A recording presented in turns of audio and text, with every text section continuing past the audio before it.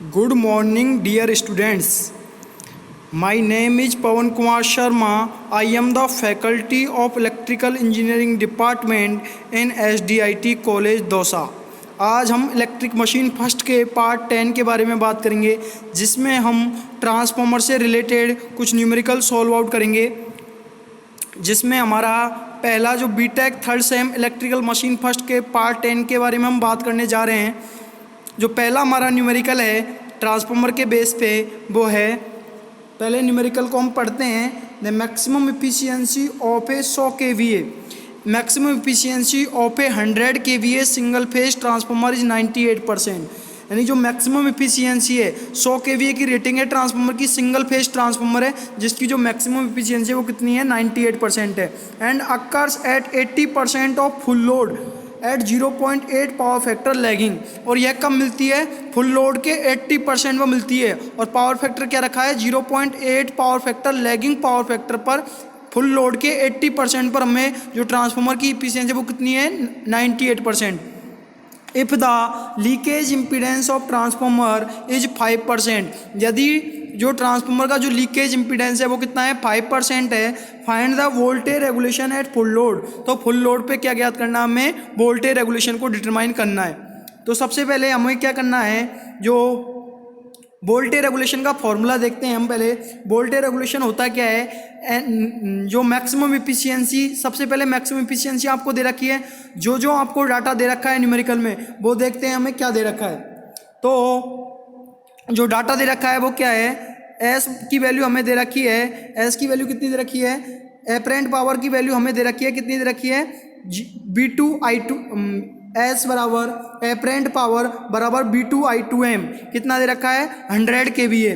नीटा maximum efficiency कितनी दे रखी है, 98%, तो 98/100 बराबर कितना आ गया, 0.98। कॉस फाई कितना दे रखा है, पावर फैक्टर दे रखा है 0.8 लैगिंग।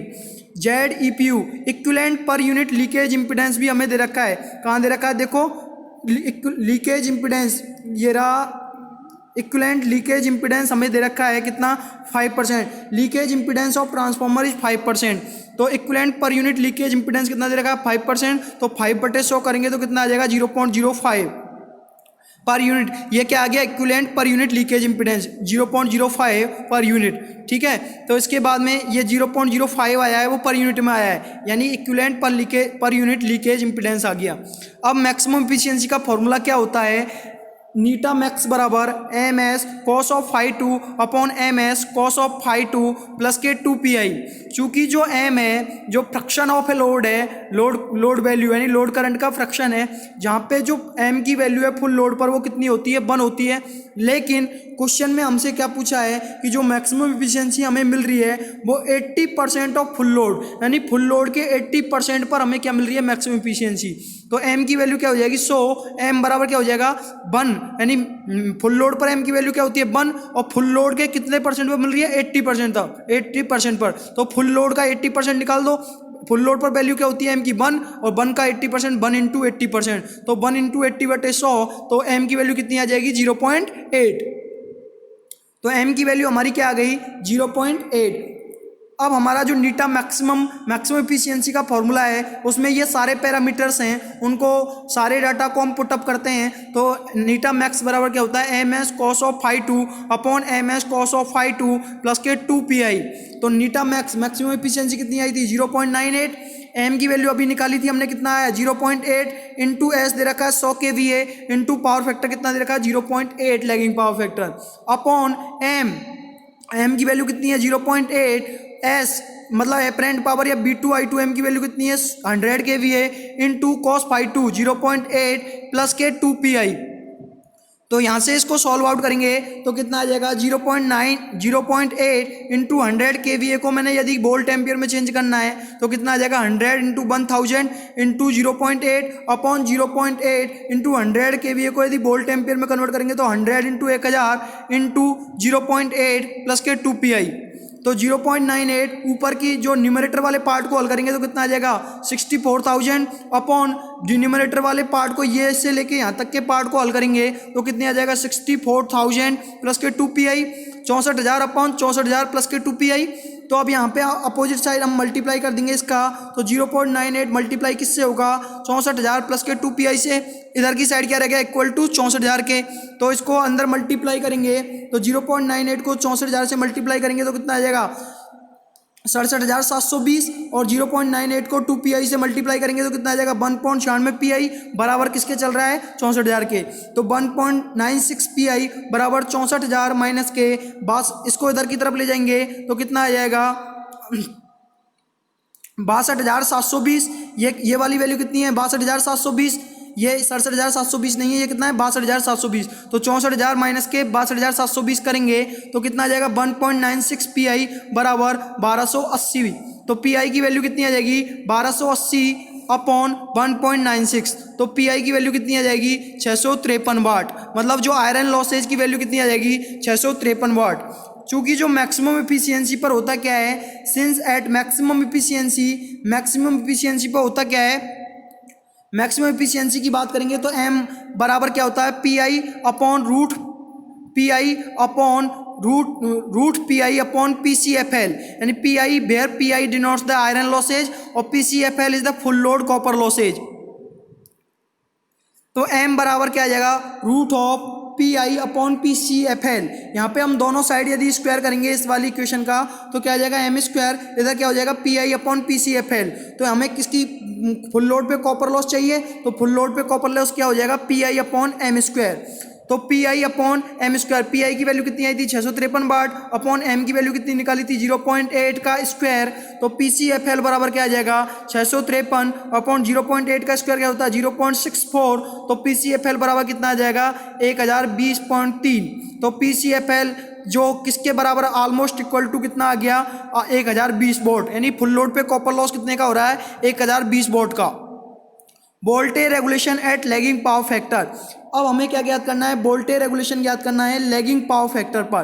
तो क्या होता है इसका फॉर्मूला क्या होता है REPU cos of phi R plus के XEPU sine of phi R. तो REPU क्या है यहाँ पे पर यूनिट इक्विवेलेंट रेजिस्टेंस है, XEPU क्या है पर यूनिट इक्विवेलेंट लीकेज रिएक्टेंस है। तो सबसे पहले पर unit equivalent resistance find out करते हैं। तो REPU बराबर क्या हो जाएगा PCFL अपॉन S यानी फुल लोड पे कॉपर लॉस अपॉन S यानी B2I2M। तो REPU बराबर क्या है फुल लोड पे कॉपर लॉस कितने हो रहे हैं 1020 अपॉन S की वैल्यू कितनी दे रखी है क्वेश्चन में 100 kVA। तो REPU बराबर कितना आ जाएगा 1020 अपॉन 100 kVA को वोल्ट एम्पियर में खोलेंगे तो 100 इंटू 1000। तो REPU बराबर आ जाएगा 0.0102 ओम। अब इसी तरीके वी नो दैट जैसा कि हम जानते हैं क्या जानते हैं कि ZEPU का स्क्वायर बराबर क्या होता है REPU का स्क्वायर प्लस के XEPU का स्क्वायर। यहाँ से यदि XEPU की वैल्यू चाहिए तो XEPU की वैल्यू क्या आ जाएगी रूट ऑफ ZEPU का स्क्वायर माइनस के REPU का स्क्वायर। चूँकि हमें जो इक्विवेलेंट पर यूनिट जो इम्पिडेंस है वो हमें दे रखा है क्वेश्चन में कितना दे रखा है 0.05 दे रखा था 5% दे रखा था। तो 5% को यदि पर यूनिट में निकाला तो 0.05 आ गया। तो XEPU बराबर क्या आ जाएगा रूट ऑफ ZEPU का वैल्यू पुटअप कर दिया 0.05 का स्क्वायर माइनस के REPU की वैल्यू पुटअप कर दी तो 0.0102 का स्क्वायर। तो XEPU 0.05 का स्क्वायर खोलेंगे तो रूट ऑफ 0.0025 आ जाएगा और माइनस 0.0102 का स्क्वायर खोलेंगे तो क्या आ जाएगा 1.04 इंटू 10⁻⁴। तो XEPU बराबर 0.05 का स्क्वायर खोला तो कितना आ गया रूट ऑफ 0.05 का स्क्वायर कितना होता है 2.5 इंटू 10⁻⁻³ और माइनस 0.0102 का स्क्वायर खोलेंगे तो कितना आएगा 1.04 इंटू 10⁻⁴। इसको हम सॉल्व आउट करेंगे तो XEPU की वैल्यू कितनी आ जाएगी 0.048948, यानी कि XEPU की वैल्यू कितनी आ जाएगी 0.048948।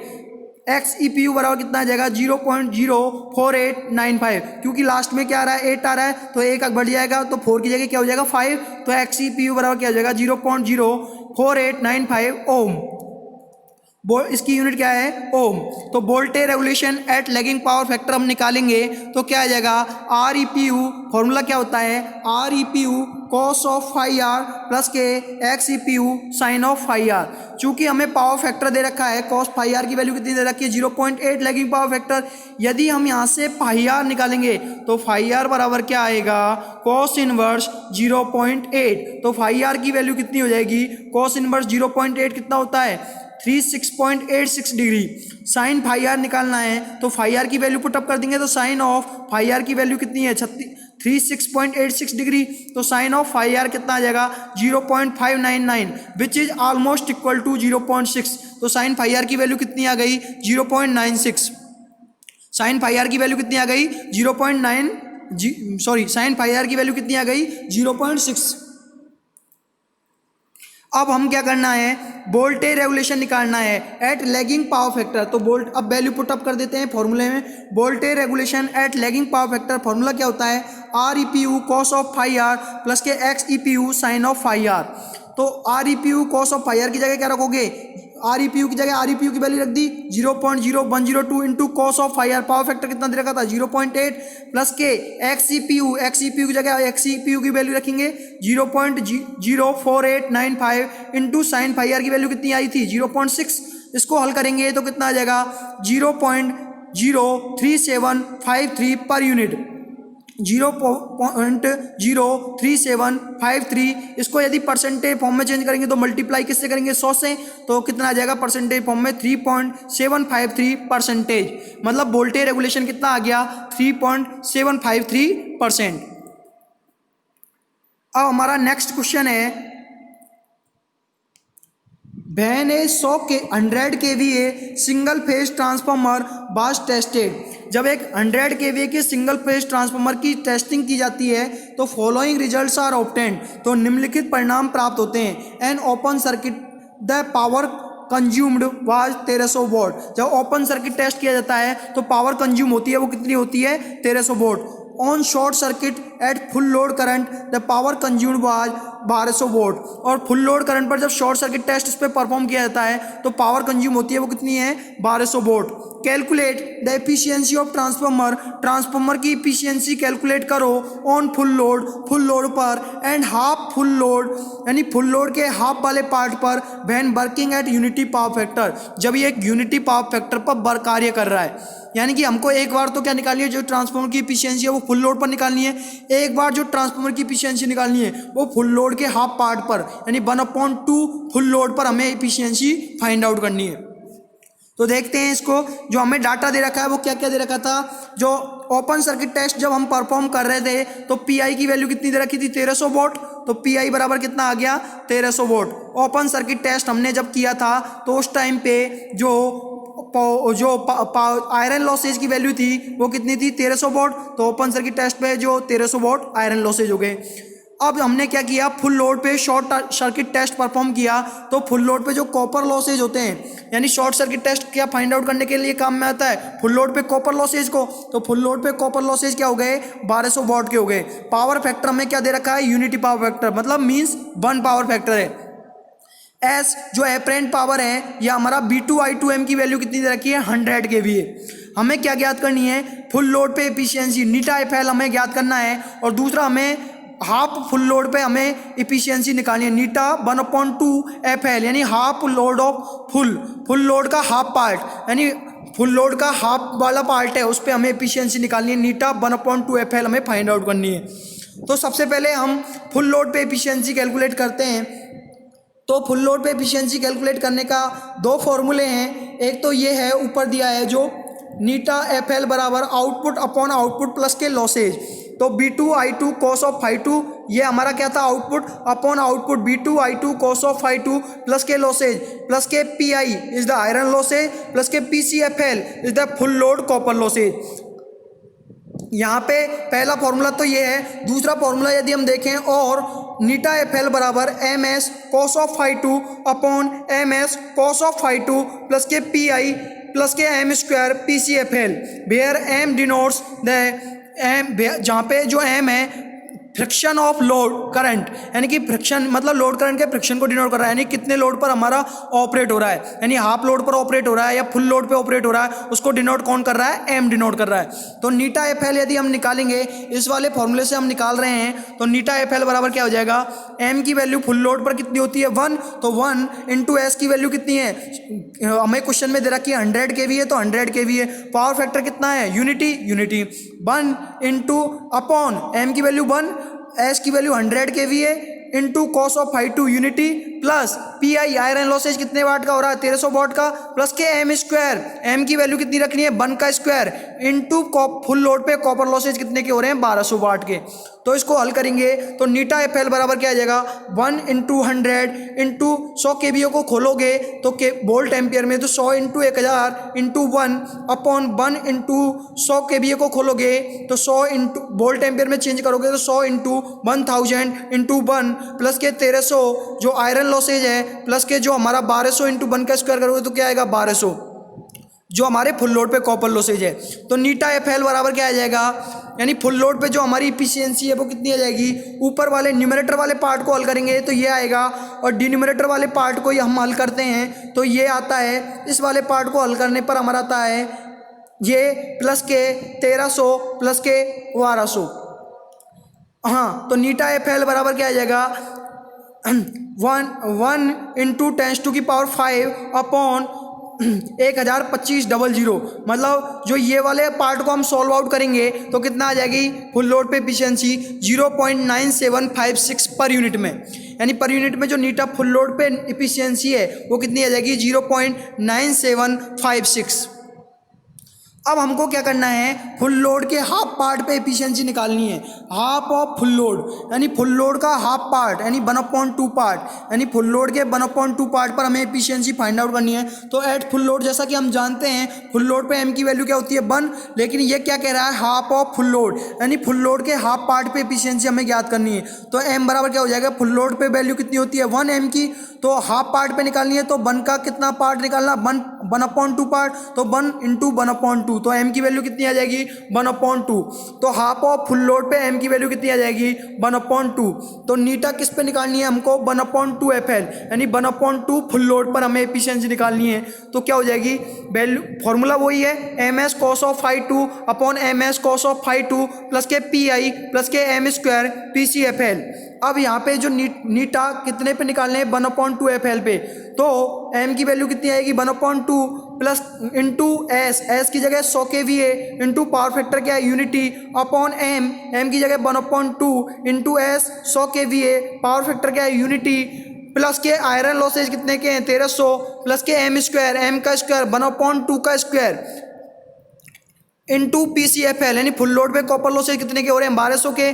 तो नीटा 1/2 एफ एल कितना हो जाएगा 1/2 इंटू 100 केवीओ को वोल्ट एम्पियर में चेंज करेंगे तो 100 into 1000 into power factor 1 upon 1/2 into 100 केवीओ को वोल्ट एम्पियर में चेंज करेंगे तो 100 इंटू 1000 इंटू 1 प्लस के 1300 यानी आयरन लॉसेज प्लस के 1/2 का स्क्वायर खोलेंगे तो 1/4 इंटू 1200।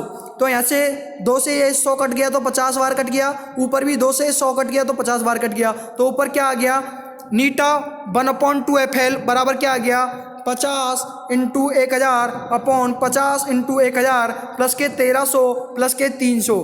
तो ऊपर कितना आ गया 50,000 अपॉन 50,000 प्लस के 1300 प्लस के 300। तो नीटा 1/2 एफ एल ऊपर कितना हो गया 50,000, यानी न्यूमरेटर अंश में क्या रह गया 50,000 और डिनोमिनेटर में कितना रह गया 51,600।